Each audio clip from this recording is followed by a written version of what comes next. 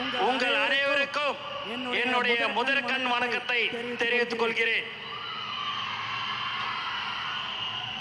இங்கு நான் ஒரு அமைச்சராக இங்கே நிக்கிறேன் அப்படின்னு சொன்னா அது எனக்கோசம் மக்கள் ஓட்டு போடவில்லை. முழுக்க முழுக்க 234 தொகுதியும் தலைவர் ஒருவருக்காக மட்டும்தான் வாக்களித்தார்கள். அதற்கு நாங்கள் உண்மையாக இருந்து மக்களுக்கு சேவை செய்வோம் என்பதை இந்த நேரத்தில் தெரிவித்துக் கொள்கிறேன்.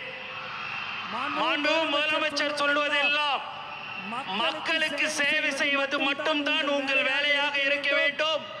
எக்காரணத்தை கொண்டும் தப்பு செய்யக்கூடாதுன்னு சொல்லக்கூடிய ஒரே முதலமைச்சர் நம்மளுடைய தலைவர் தளபதி தான்.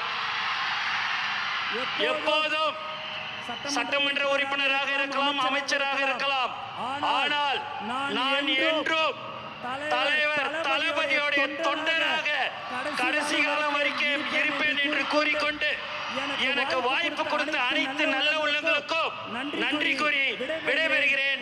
நன்றி, வணக்கம்.